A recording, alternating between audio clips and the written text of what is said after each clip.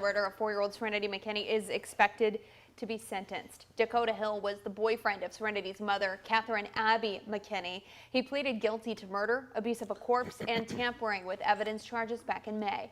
Serenity's body was found in West Point, Kentucky in February of 2022. An autopsy showed she was found in a suitcase filled with sand-like substance, and she had fractured bones. Serenity's mother, Catherine, pleaded guilty to manslaughter charges in April. She was sentenced to 12 years in exchange for agreeing to testify against Hill. Now, neither of them will go to trial. Hill's expected to be sentenced to 50 years without the possibility of parole. And right now, Louisville Metro Police are looking for this woman. Her name is Whitney Werner. She is 35 years old. Police say she's not been seen or heard from since the 19th of June, and her family is concerned for her safety and mental health.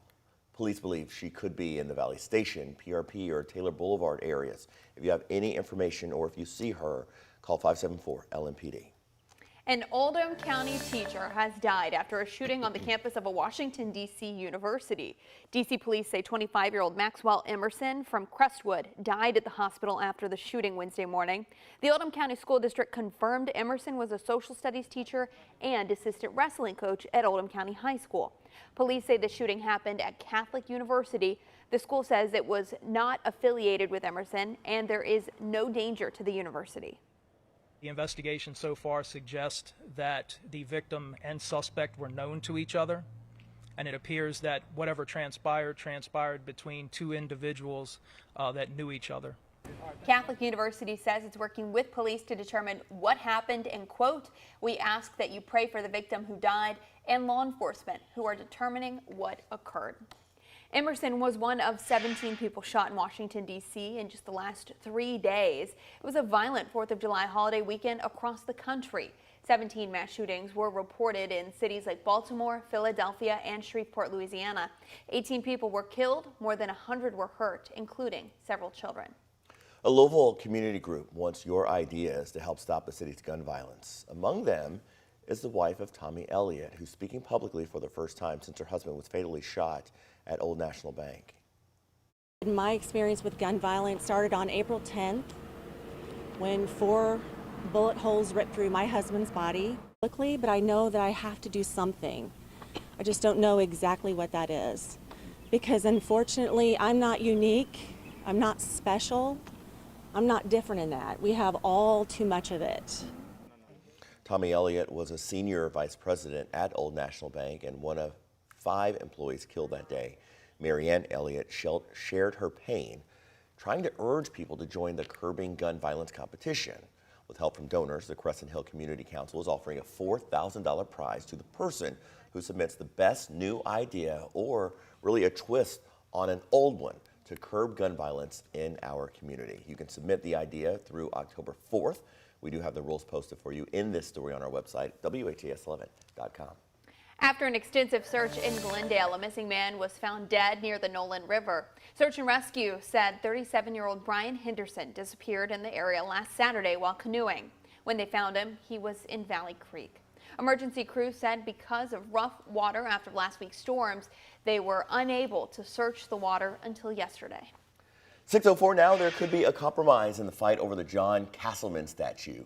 The Friends of Louisville Public Art Organization says it wants the city to return the statue to the Cherokee Triangle, but now also suggests creating a memorial for black leaders who fought against the segregation of the park system in the 1920s. The group says those leaders praise Castleman for keeping the parks integrated during his life. Castleman was one of the fathers of the Louisville park system, but fought for the Confederacy and the Union during the Civil War. Instead of continuing this dishonest charade, let's celebrate how Castleman turned his life around and did great things for Louisville, the African American community, women's suffrage. In response, the mayor's office said Metro government has no plans to put the statue back in its original location or any interest in doing so. Metro officials plan to explain that decision during a community facility review on the 20th of this month before the Landmarks and Planning Commissions. Quick thinking by football coaches ended up saving a Kentuckiana middle schooler's life. This is such a big deal. WHAS 11's Taylor Woods and photojournalist Elijah McKenzie went to Nelson County to speak with the student and the student's family, the trainer, and the people who helped save that young man's life. This is where a near tragedy happened on June 20th, the football field at Old Kentucky Home Middle School.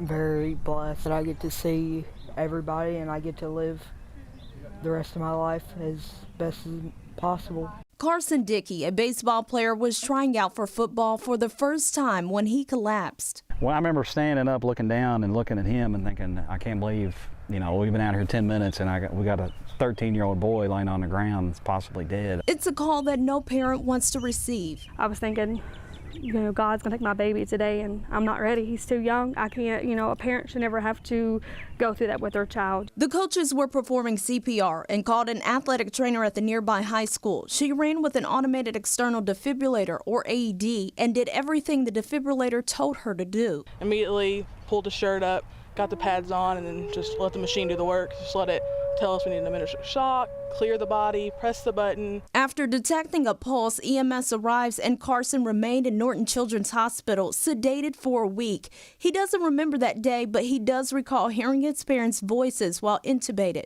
It felt like a dream. It didn't feel real at all, but sadly it was. Carson had been diagnosed with Wolff-Parkinson-White syndrome while in the hospital. His parents say it was their faith and prayers that got them by. Knowing that there were so many kind and loving people that adore him and love him, that were praying for him. Yeah. Now he and his family and coaches all hope everyone else gets AED training to help save other lives. In Bardstown, Taylor Woods, WHAS11 on your side. New law passed by the Kentucky legislature now requires schools to have AEDs at every practice and competition. It also requires all coaches to be trained in CPR and the use of AEDs.